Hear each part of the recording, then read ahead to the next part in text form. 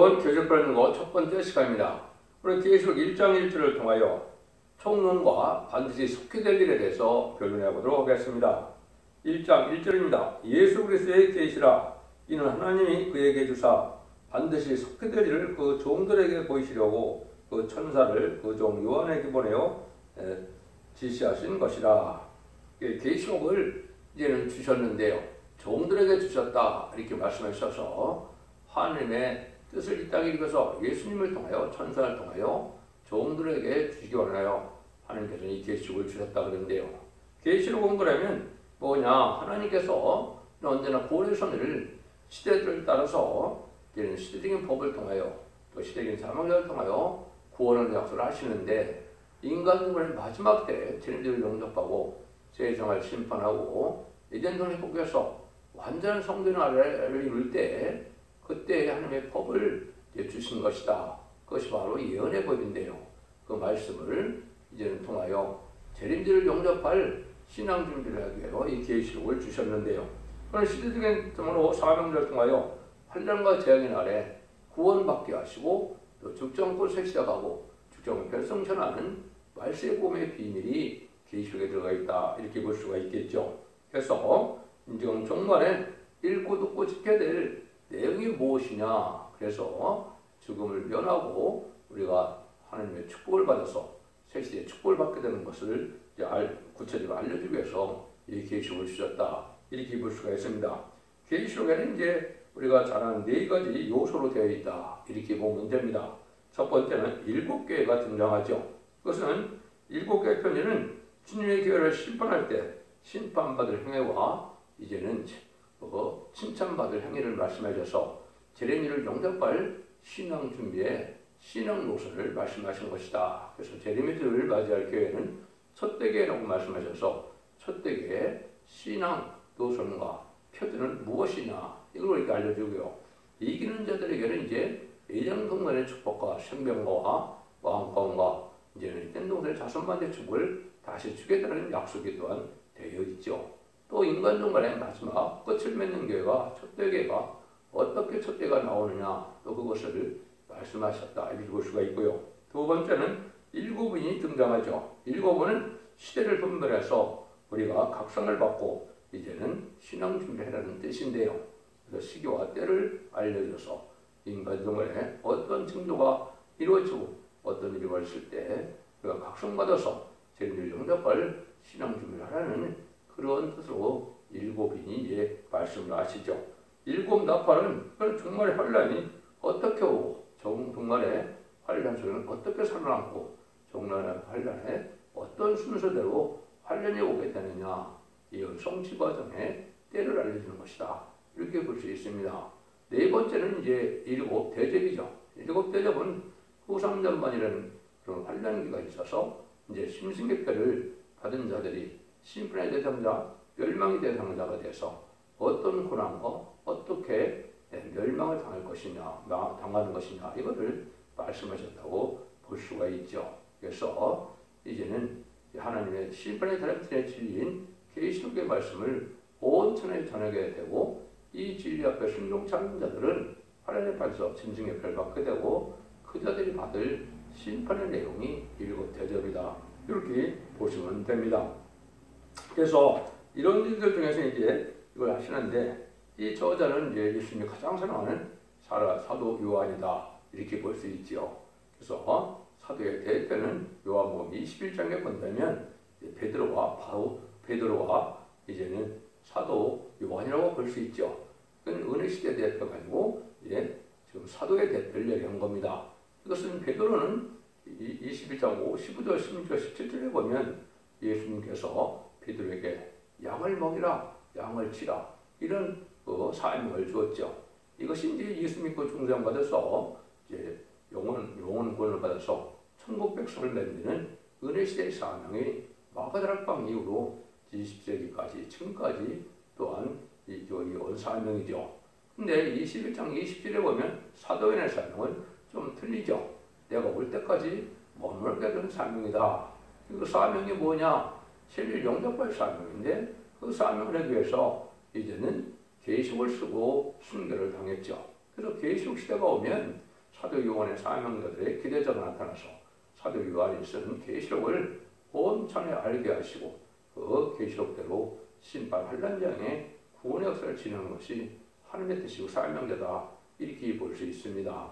이것이 이제 계시록을 주신 그 목적이고 때다 볼 수 있는데, 사도 요한이라는 요한의 말씀은 이제 무슨 뜻입니까? 여호와께서 사랑하시는 자다, 이렇게 볼 수 있죠. 그리고 어떻게 할 수 있어요? 누가복음 1장 13절에 보면 이제 침례 요한이 태어날 때 침례 요한을 이름을 하나님 지어 주셨죠.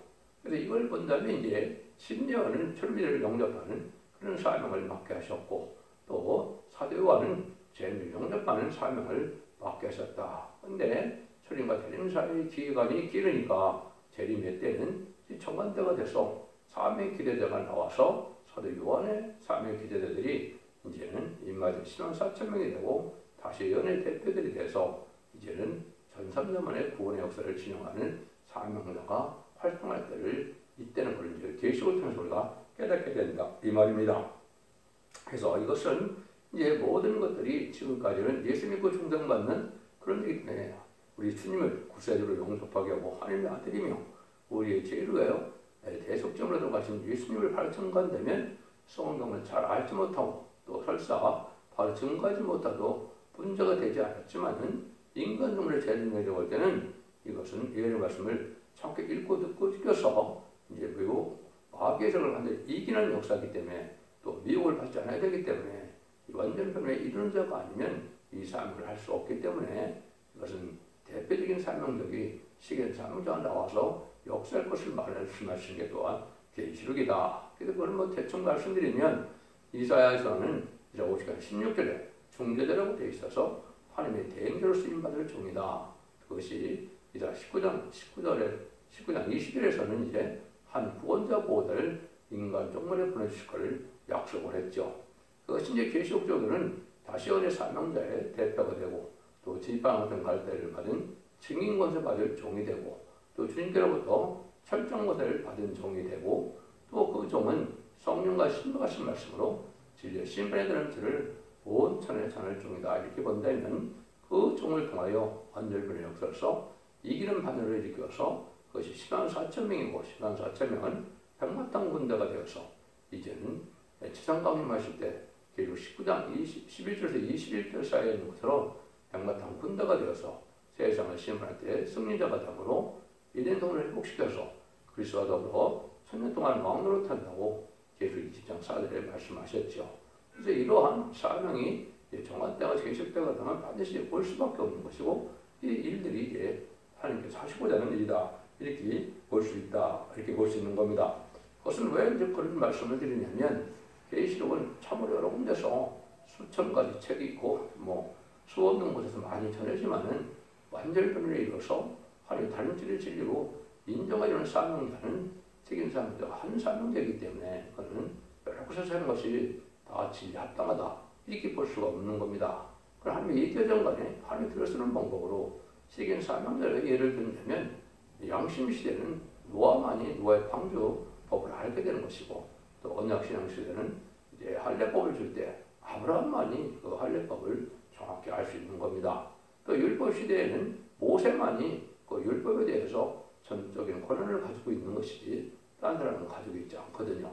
또 이제는 은혜 시대에 왔을 때 은혜 시대도 베드로와 바울이 은혜 시대 대표지만은 그 은혜 시대에 그리스도의 계시를 받아서 그리스도의 비밀을 완전히 깨달은 자는 사도 바울이다.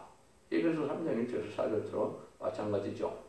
이제 환란 시대 심판기가 왔을 때는 이제 두 증인이 그 시대의 대표적인 사명자다, 이렇게 볼 수 있는데 그 중에서도 이제 증인 권세 받을 첫 번째 나오는 종이 중요한 의미가 있겠죠. 그것은 이제 인칠 수 있는 인의 권세를 받은 종이요, 또 이제는 다시 안의 사명을 할 수 있는 종이다, 이렇게 이제 말씀을 할 수가 있습니다. 그것은 영적 원리가 하나님께서는, 왜냐하면 진리가 통일되어야 되고 진리대로 역사하시는 것이 뭐 교단과 교파에 따라서 다 틀리다면 어떤 걸 기준으로 삼으시겠습니까? 하늘 세우신 종이 기준으로 삼을 종이 있겠죠. 그 종이 이제 식인 사명자로 쓰임을 받게 된다. 그는 신앙이 바르다고 알고 모여질 자들은 그 진리가 믿어지는 것이고 이제 어떤 사람들은 이제 이단이나 탈선전이나 이런 것들이 믿어져서 이제 가라지가 되든지 축전이가 되든지 이렇게 되겠죠. 참된 종들은 참된 종을 만나게 하고 참된 시온의 머리 임마누엘의 역사를 종들이 내서 남은 백성이 환란생에 남아서 새시의 축을 누리게 된다. 이것이 이제 전적으로 계시에 나와 있는 말씀이다. 이렇게 볼 수가 있는 겁니다. 그러면 그렇게 해서 전체로 했는데 하나님께서 이제는 계시를 주신 목적을 조금 말씀을 드렸지만 구체적으로 좀 더 말씀을 드린다면 첫 번째는 쟤네들 영접할 신앙 준비를 해야 되기 때문에 계시를 주셨다. 계시를 또 반대로 예를 들어서 읽고 듣고 지키는 자가 복이 있는데 계시를 알지 못하고는 쟤네들 영접할 신앙 경계 도달하지 못하기 때문에 그런 겁니다. 또 용서 없는 인간 정말의 전멸당에는 이런 때 이제 구원받는 방법을 더 알려주고 그것을 구원하는 것이 목적이긴 하지만 순종차들은 멸망을 당할 수밖에 없기 때문에 신앙 준비를 해라 이 말이거든요. 그래서 여러분 잘 아시는 등불 준비와 기름 준비와 세마포 준비를 해야만 지금 영접할 수 있다. 이런 걸 알게 위해서 주셨다. 두 번째는 하나님의 뜻을 완전히 이루어서 끝을 맺는 역사로서 이것은 첫대계의 사자인데 다시의 대표적인 종이 나와서 예언의 말씀을 온 천하에 전하게 하는 천산도문의 구원의 역사로 알고 모르는 역사를 칭할 때 그러한 대표적인 사명이 어떻게 나오느냐, 어떻게 그 사명을 하느냐 이것을 또 알려준 것이 또 계시록의 내용이다. 이렇게 볼 수가 있겠죠. 그래서 이 종을 통하여 이제 모든 진리의 말씀을 전하면 청년의 역사를 통하여 진리 통일을 이루고 교회 통일을 이루고 권세 통일을 이루어서 세계 통일에 이제 평화왕국을 이루어서 그리스도의 나라, 성도의 나라를 이룬 것이 계시록을 주신 목적이다. 계시록 11장 15절에 보면 세상 나라가 그리스도의 나라가 된다 그랬죠. 그것이 이제 끝을 맺는 역사로서 이제 그리스도의 나라가 이 땅에 이루는 것이 하나님께서 천지를 창조하신 목적도 되시며 성삼위의 역사로 말미암아 인간에게 주고 싶은 사랑을 이루는 때다. 이렇게 이제 볼 수가 있는 것이죠. 그래서 끝을 맺는 역사는 이제 계시록에서는 첫대교회다. 완전한 교회다. 7교회다. 첫대 교회는 완전한 교회를 뜻한 것이고 이제 흑암이 덮인 동안에 쟤네를 용접할 신앙 준비에 등불 준비를 할 수 있는 교회다. 이렇게 볼 수 있는 것이고 마치 이제 출근의 사명처럼 이제는 알고 모르는 교회다. 이렇게 이제 볼 수 있는 것이죠. 이것이 이제 인간성을 하나님께서 하시고자 하는 예언의 말씀이 성취되는 과정에 이렇게 나올 것을 말씀하셨다. 그러면 이제 계시록을 전하게 되면 계시록의 내용은 어떻게 전해야 되느냐? 10장 7절에 보면 하나님께서 7째 천사가 소리내는 나팔을 불게 될 때 하늘의 비밀이 그 종 선지자들에게 전하신 복음과 이르리라. 그래서 이것은 하늘의 비밀이 있는데 이것은 모든 예언서에 있다. 이사부터 말라기까지 7권의 선지서에 하늘의 비밀이 있다. 그래서 그것을 이루기 위해서 이제는 이 계시록을 주신 것이다. 그러니까 계시록을 또 알려면 예언서를 알지 못하면 계시록은 완전히 알 수 없는 겁니다. 이 세상에도 왜 그러면 계시록이 다 다른 자보다 틀린다 했을 때는 예언서를 완전히 깨닫지 못한 상태에서 계시록만을 갖고 해석하다면 인간의 생각이 가감되어서 이제는 바른 진리를 전할 수 없는 겁니다. 그러나 하나님의 비밀과 그리스도의 비밀을 어떻게 틀립니까? 그는 에베소서 3장 1절 4절에는 사도 바울 그리스도의 비밀을 전하는 사명이었죠.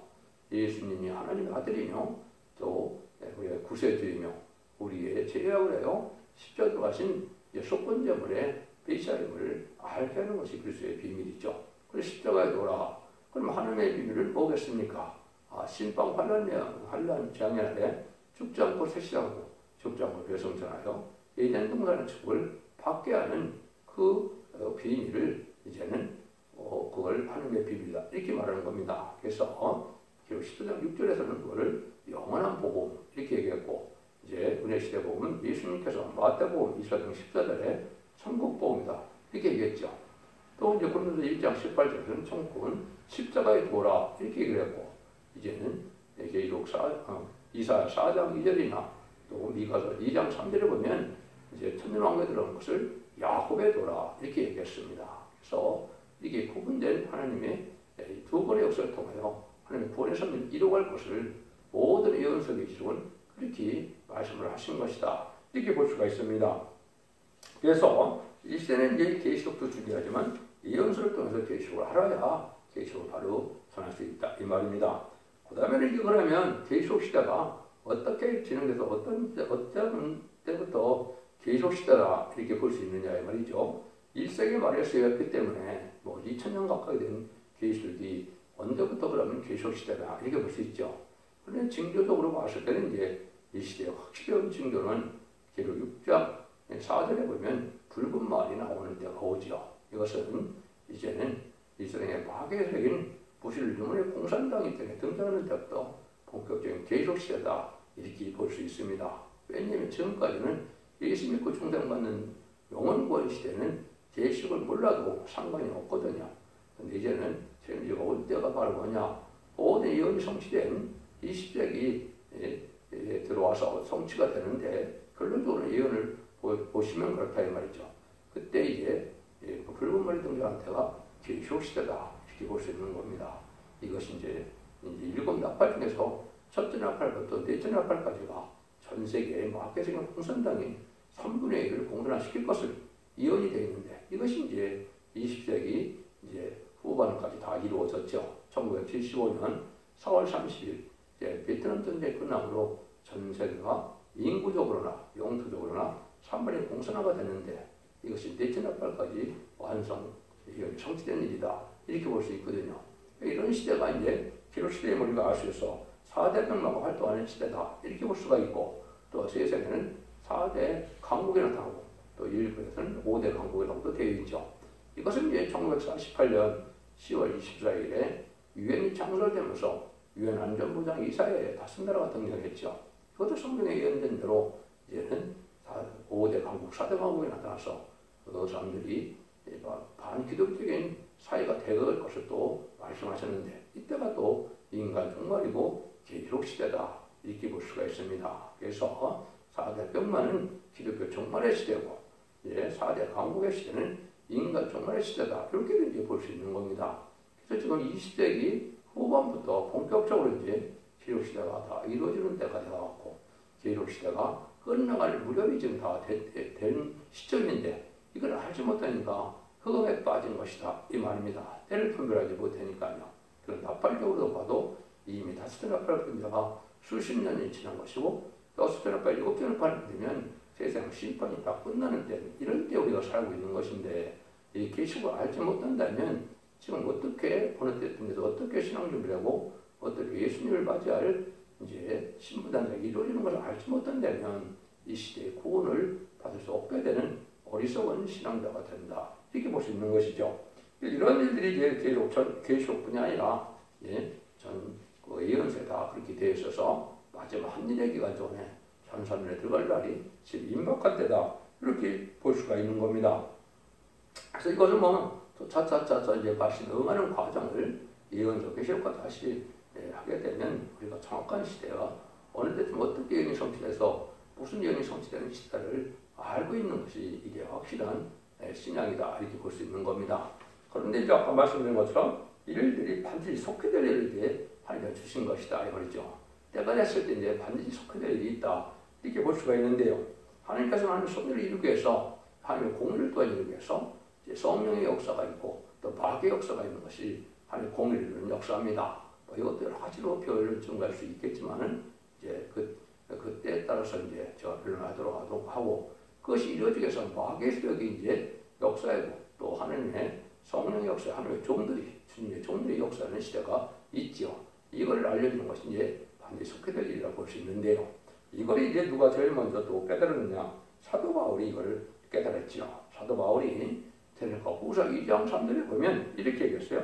누가 아무렇게 하여도 너희가 미혹받지 말라.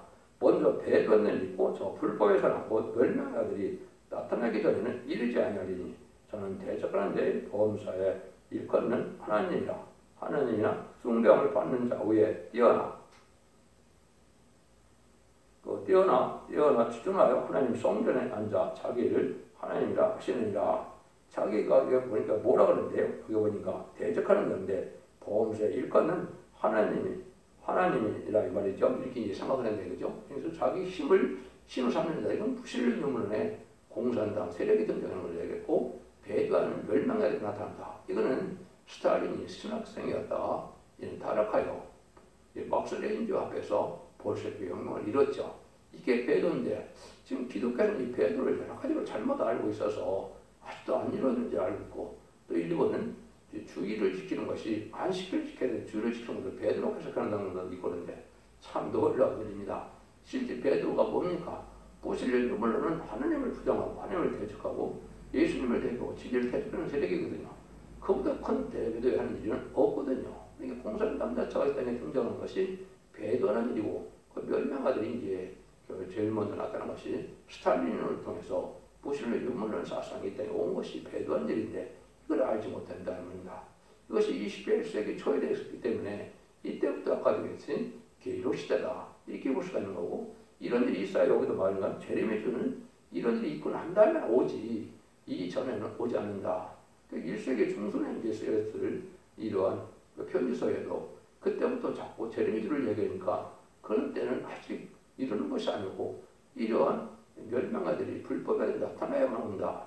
20세기 초에 나타났으니까, 그래서 그것이 아까 말씀드린 것처럼 네티나팔까지 전 세계 사회를 공산화시키는 악의력이 등장한 것이 이 배도일이 나타난 일인데, 이건 앞으로도 나타날 것이라고 보는 사람도 있고 엉뚱한 해석하는 사람을 보는 사람도 있는데, 그건 잘못된 해석입니다. 여러분들 이거를 잘 분별해야 되고요. 그럼 하나님 편에서는 이제 뭐냐, 인간 동물 끝을 맺는 첫대기 역사가 나타나는데, 그것이 계시록 10장 11절에는 다시연의 대표다. 많은 민족 나라와 백성과 임금에게 다시연한다. 다시연은 바로 뭐냐, 예언서 계시록을 2700년 썼던 책들을 이 시대에 맞게 하나님께서 우리 섭리의 진리의 달인들의 말씀을 이 땅에 대해서 순종하는 자는 구원받게 하고 불순종하는 자는 심판받게 하는 이 말씀을 전하는 조응이 나온다. 그래야 아까 얘기했듯이 완전한 7개의 섭대기가 나타나서 완전편의 진리의 심판의 달들로 청명을 해서 알고가 쭉종이를 가르고 쭉종이는 환란에 빠지고 알고는 모아서 남은 백성이 되어 세세 축복을 누리게 한다는 것이 모든 계시록의 요체다. 이렇게 볼 수 있거든요. 그 말씀들이 이제 반드시 속해드리는데, 그 구체적인 것이 계시록 1장은 목록적인 것이기 때문에 전체적으로 말씀을 하고, 구체적인 것이 이제 사실은 이제 8장부터 또 정확히 다 나오죠. 그래서 그 전에는 이제 목록적으로 얘기를 하셔서 앞으로 이런 일이 이렇게 일어날 것을 얘기하시고, 구체적인 것은 이제 8장부터 어떻게 이루어지느냐 이걸 알려준 것이 이제 19장에 가서 아마게도는 끝을 맺는 역사가 나타나고, 20장에서 그 결과로 이제는 천년왕국이 이루어지고, 또 천년왕국 말기에 백달 심판이 있어서 무궁세가 이루어지는 것이 21장과 22장이다. 이렇게 볼 수 있는 겁니다. 이걸 잘 분별해서 여러분들은 반드시 알아야 될 내용이고, 또 이런 읽고 듣고 지켜야만 원대자분을 들어서 죄를 영접함으로 심판과 환랑 재멸에 살아남을 수 있다는 사실을 아셔야 되고, 이거는 모든 교단과 모든 교파가 지금까지 상관없었지만 인간 정대는 교단과 교파를 초월해서 다시 안에 단체를 전하는 첫대기에만이 이제는 재림들을 영접할 신앙 신비를 시킬 수 있다는 것이 이어지는 것을 믿고 잘 분별해서 진리의 성령에 따라서 이제 여러분 인도함을 얻어서 신부단장을 이름으로 이제 가족적인 축복으로 자손 만대 축복을 이루는 복된 종들과 성도님들 다 되시기를 예수님으로 간절히 축원드립니다. 아멘.